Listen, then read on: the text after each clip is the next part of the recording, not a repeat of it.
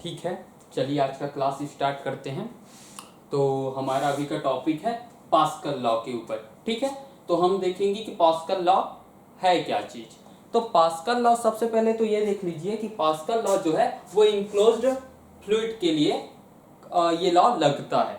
ठीक है, जैसे कि ये इनक्लोज्ड फ्लूइड है।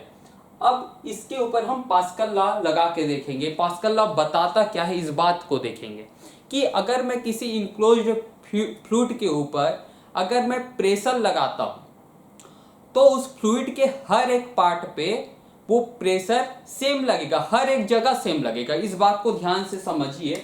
जैसे कि ये कोई इनक्लोज्ड फ्लूइड था, यहां पे अगर इस एरिया पे अगर मैं एफ फोर्स लगाऊं इस एरिया पे, तो प्रेशर कितना हो जाएगा, P equal to F A. यानी कि मैं इतना प्रेशर यहां पे लगा रहा हूं फ्लूइड पे। तो ये जो प्रेशर है वो कहां पे लगेगा, ये जो P है वो कहां पे लगेगा, ये हर एक पॉइंट पे लगेगा, सभी जगह लगेगा और सभी जगह सेम लगेगा। अगर मैं 2 पास्कल का, अगर मैं 2 यूनिट का प्रेशर लगाऊं तो क्या होगा, सभी जगह 2 यूनिट ही प्रेशर लगेगा। जैसे कि मैंने 2 यूनिट का प्रेशर लगाया तो यहां पास पॉइंट ए पे भी 2 ही होगा, जितना एक्स्ट्रा बढ़ जाएगा। पहले तो कुछ रहा होगा प्रेशर, जितना भी रहा होगा, चलो 10 यूनिट था, अब मैंने 2 लगा दिया तो क्या होगा, इस पॉइंट पे भी 2 यूनिट बढ़ जाएगा, इस पॉइंट पे भी 2 यूनिट बढ़ जाएगा, इस पॉइंट पे भी 2 यूनिट बढ़ जाएगा। तो पास्कल लॉ यही बोलता है कि भाई अगर आप किसी इनक्लोज्ड फ्लूइड पे अगर प्रेशर लगा रहे हो किसी पॉइंट पे, तो वो प्रेशर सभी जगह लगेगा और बराबर लगेगा। ऐसा नहीं कि अलग अलग, मैंने 2 लगाया तो कहीं पे 1 लग रहा है, कहीं पे 3, कहीं पे 4, कहीं पर 0.5, ऐसा नहीं होगा, सभी जगह लगेगा और बराबर लगेगा। ये पास्कल लॉ है। एक गुब्बारा लूं, ठीक है, गुब्बारे के अंदर फ्लूइड है, इनक्लोज्ड है ये।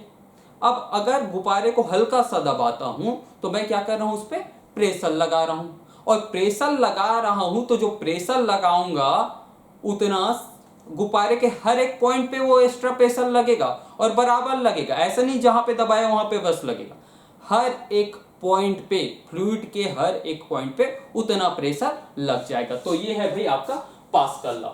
ठीक, अब हाइड्रोलिक लिफ्ट, हाइड्रोलिक लिफ्ट एक टॉपिक है आपका, वहां वो एप्लीकेशन है किसका, पास्कल लॉ का। अब इसके बाद हम देखेंगे हाइड्रोलिक लिफ्ट के बारे में। मैं डायग्राम बनाता हूं, तब तक आप ये लिख लीजिए।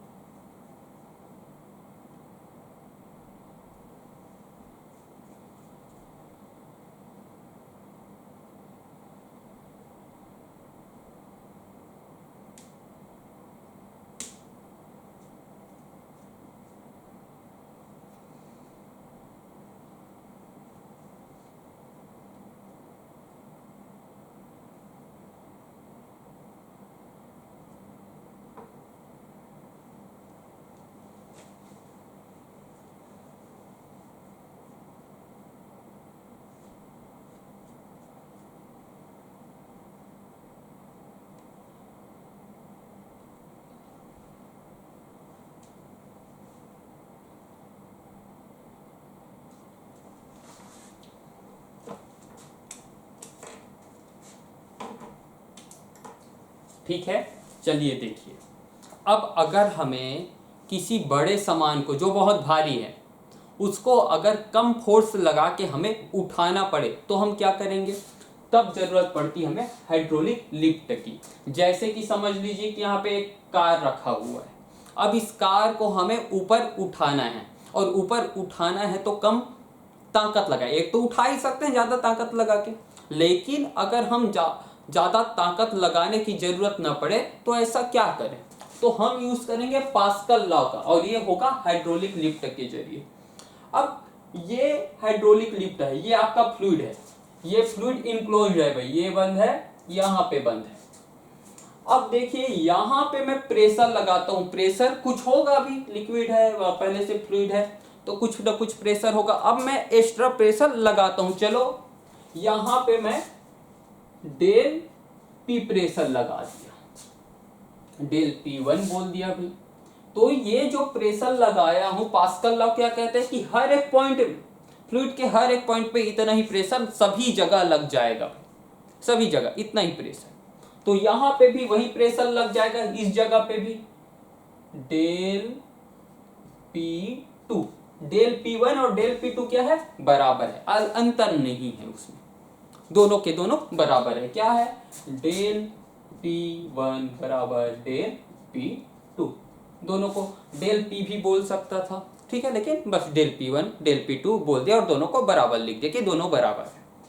अब देखिए डेल P1 है क्या चीज, डेल P1 क्या होगा, F divide by A, force जो मैं लगाया हूं डिवाइड बाई वहां का सरफेस है, वहां का जो एरिया है, ये जो पाइप है उसका जो क्रॉस सेक्शन एरिया है वो, जिस पे हम फोर्स लगा रहे हैं, तो F1 डिवाइड बाई A1 लिख दिया, इक्वल टू, यहाँ पे देखिए यहाँ पे जो प्रेशर लगेगा, अब ये यहाँ पे प्रेशर, हम इधर प्रेशर लगाए तो यहाँ पर प्रेशर बढ़ेगा, प्रेशर बढ़ेगा तो क्या होगा, ये जो चीजें हैं ये ऊपर जाएंगी, यानी किस पे फोर्स लग रहा है, चलो मान लेता हूं कि यहाँ पर जो फोर्स लग रहा है वो F2 है, तो यहाँ पे प्रेशर की वैल्यू क्या हो जाएगी, F2 डिवाइड बाई A2, ये प्रेशर की वैल्यू हो गई। इसी चीज को मैं क्या लिख सकता हूं, A2 divide by A1 equal to F2 divide by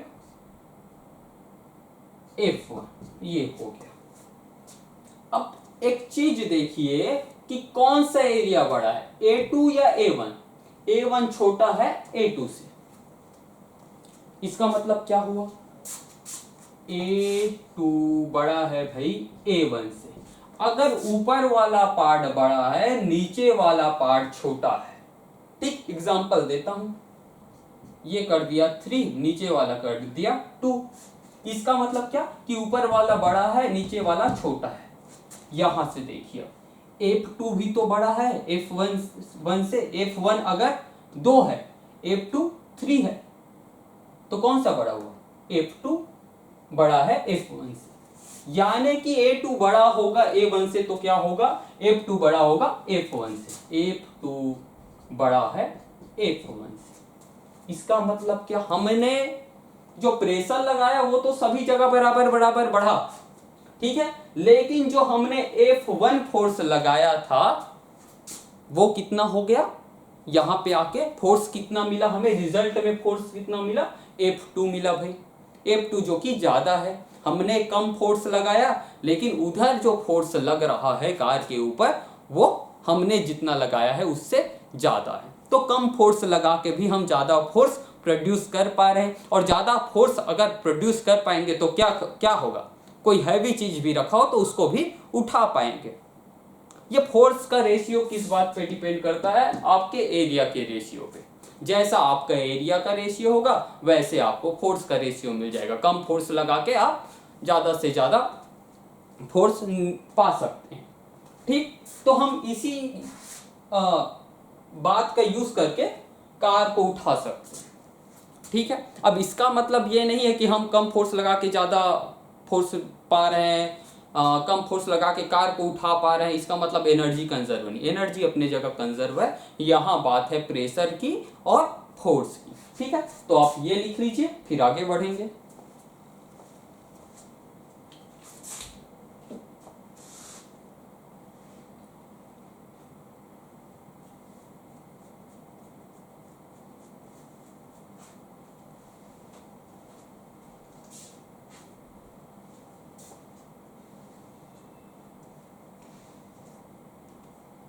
एक बात और देख लीजिए, जैसे कि मैंने इसको दबाया, चलो कितने दूरी तक दबाया, समझ लीजिए H1 दूरी तक दबाया, तो कितना वैल्यूम नीचे आ गया, A1 V1 वैल्यूम A1 और H1 इतना यहाँ का वैल्यूम हो जाएगा। इतने में पानी भरा था वो अब नीचे आ गया। अब जितने वैल्यूम में कमी आई है उतना ही इधर ऊपर भी चला जाएगा। चलो मैं मानता हूं कि H1 ऊपर, ये H2 ऊपर उठा है, तो ये वैल्यूम और ये वैल्यूम तो बराबर होगा, तो ये A1 H1 equal to A2 H2। ये भी इंपॉर्टेंट बात है, ये भी इंपॉर्टेंट बात है। ठीक है, हो सकता है कभी कभी किसी क्वेश्चन में आपको इस बात की जरूरत पड़ जाए, क्या पता A1 दिया हो, A2 दिया हो, H2 दिया हो और आपको H1 पूछ ले, तो आप इसका यूज कर सकते हैं। तो ये भी लिख लीजिए।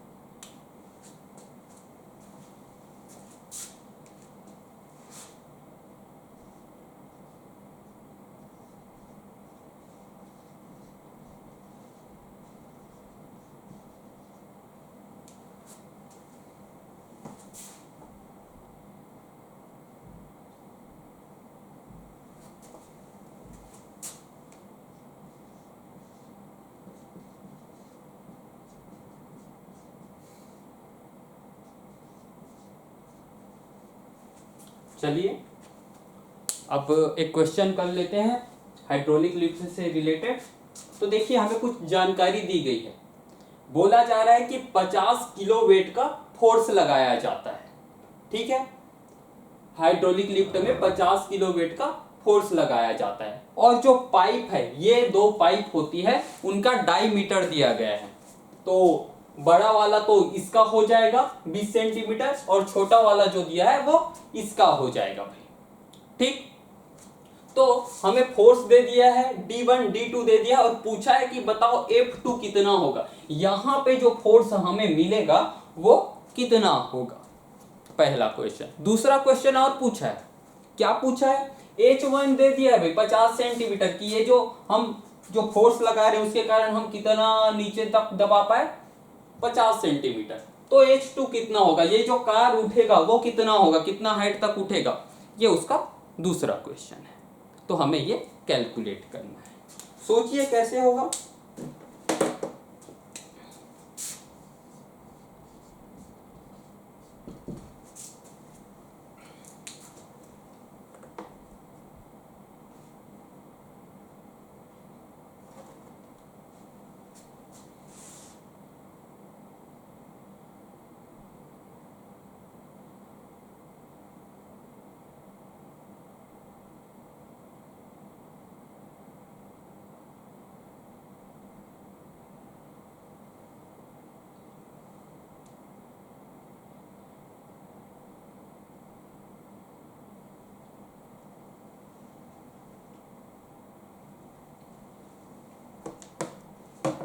ठीक है, चलिए पहले हम फोर्स निकाल लेते हैं। पहले तो इसका मतलब बता देता हूं कि भाई ये फोर्स का यूनिट न्यूटन क्यों नहीं दिख रहा है, किलोग्राम वेट क्या है। तो किलोग्राम जो वेट होता है कुछ नहीं है, वो जैसे कि जी का वैल्यू आप जानते हैं, स्मॉल जी का वैल्यू 9.8 या 10 लेते हैं। तो यहाँ पे लिखा है 50 किलोग्राम, वेट का मतलब होता है 50 इन जी न्यूटन और कुछ नहीं।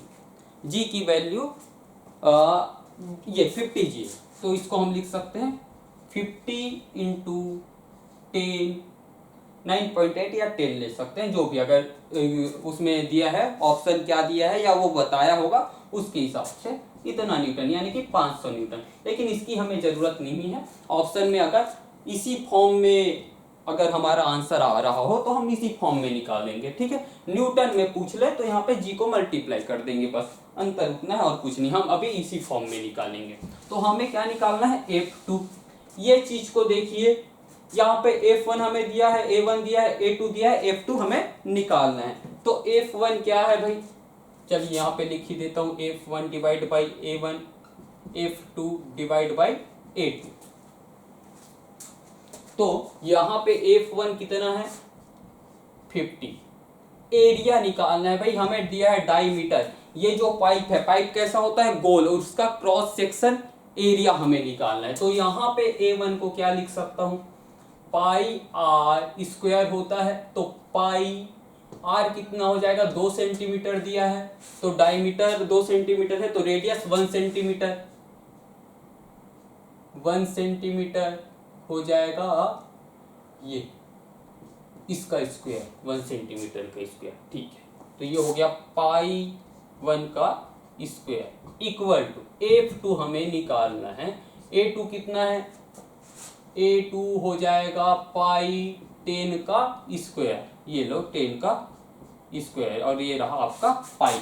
तो पाई से पाई कट गया, क्या बचा 50 equal to F2 divide by 100। क्या यहीं से मैं लिख सकता हूं F2 बराबर 5000 kg वेट। तो ये आपका आ गया F2 का वैल्यू। अब देखिए A1 हमारे पास है, H1 हमारे पास है, A2 हमारे पास है, H2 हमारे पास है, नहीं H2 हमें निकालना है, बाकी तीनों हमारे पास है। तो क्या कर देंगे भाई,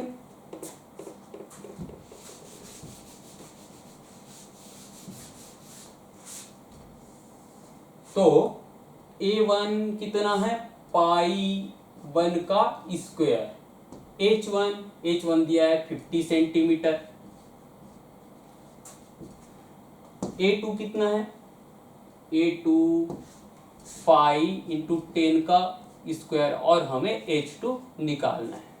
तो क्या हो जाएगा, पाई से पाई तो गया, 50 सेंटीमीटर इक्वल टू 100 H2, या H2 equal to 50 divide by 100 centimetre, या इसी को लिख सकता हूँ 0.5 सेंटीमीटर। ये आपका H2 भी आ गया।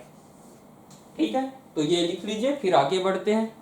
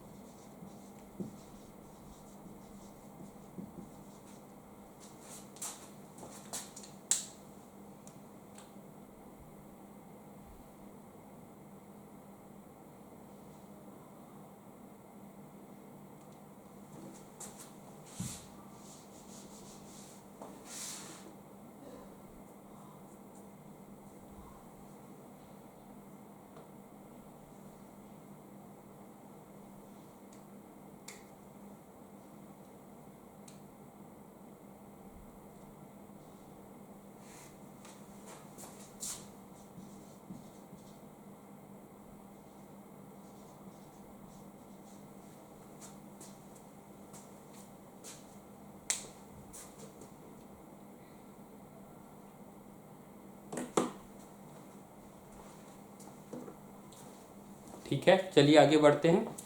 अब देखते हैं अपथ्रस्ट या बायोंसी के बारे में।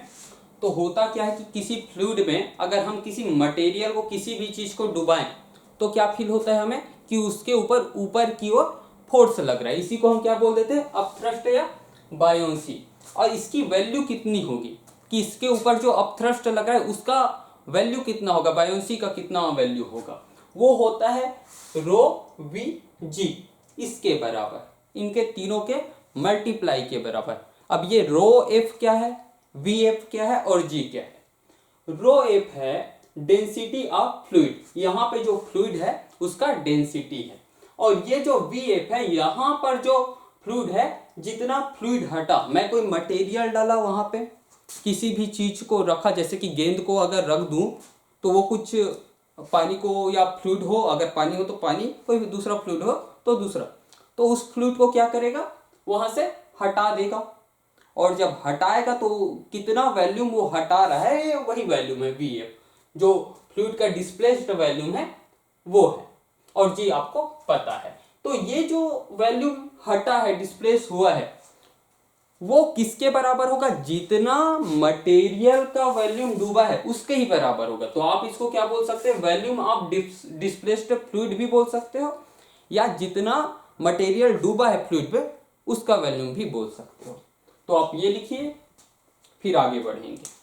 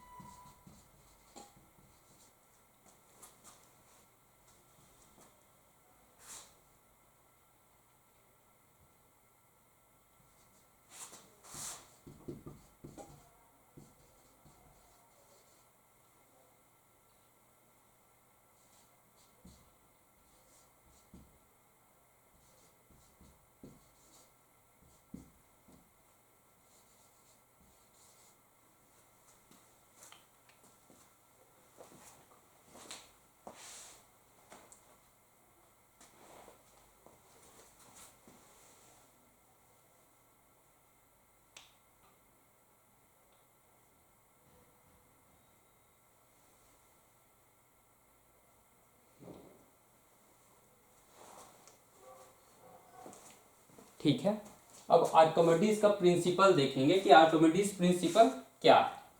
अब किसी मटेरियल को, किसी ऑब्जेक्ट को फ्लूइड में डुबोते हैं, मैं पूरी तरीके से डुबो दूं या पार्सली डुबो, कोई भी चीज हो, तो क्या होगा, उस पर ऊपर की ओर फोर्स लगता है, या बोलूं अपथ्रस्ट लगता है, बायोंसी लगता है। तो ये कितना होता है, तो ये जो अपथ्रस्ट लग रहा है, जो फ्लूइड वहां से डिस्प्लेस हुआ, मटेरियल को, ऑब्जेक्ट को डालूं तो फ्लूइड क्या होगा, डिस्प्लेस होगा, उसके वेट के बराबर होता है। उसके वेट के बराबर कैसे होगा भाई, देखिए अपथ्रस्ट क्या होगा, रो वी जी।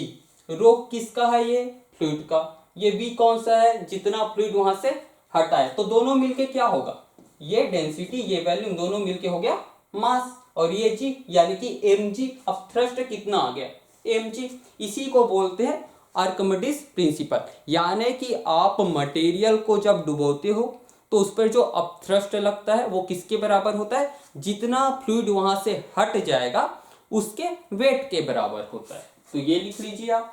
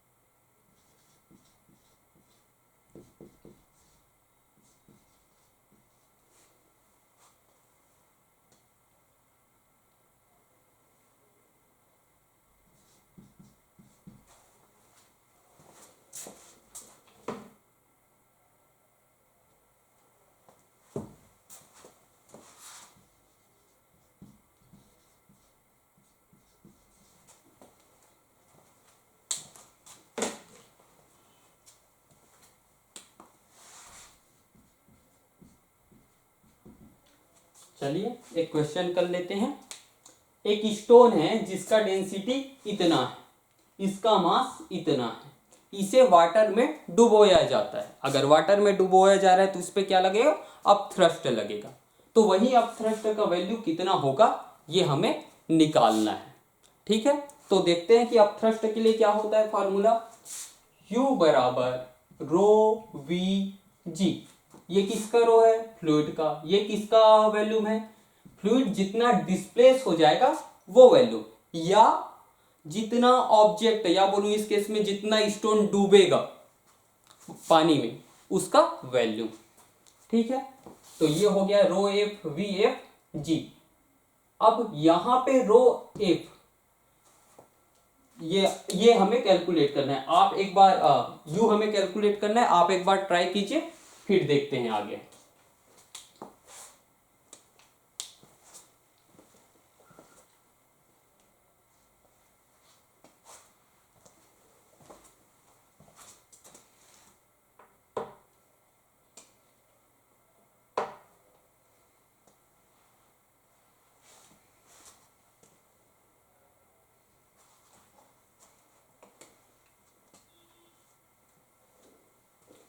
ठीक है, चलिए तो ये फ्लूइड का डेंसिटी यानी कि वाटर का डेंसिटी, और वाटर का डेंसिटी कितना होता है 10⁻³ ये है।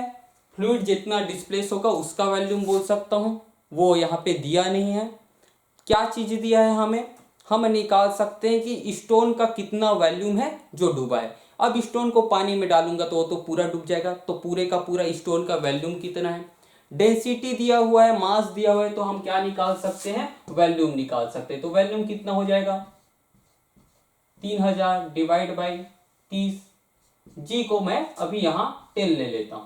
ठीक है, तो अब इसको कैलकुलेट करता हूं। सॉरी, ये होगा 30 डिवाइड बाई 3000। तो ये गया, ये गया, ये गया, ये गया, बचा क्या यहाँ पे, ये चला जाएगा 3 से 30 10 बार में, तो ये हो आ गया 100 न्यूटन। तो ये आपका यू का वैल्यू आ गया। तो आप ये लिख लीजिए और आज का आपका क्लास यही तक था, अगला टॉपिक हम कल देखेंगे। Okay, thank you.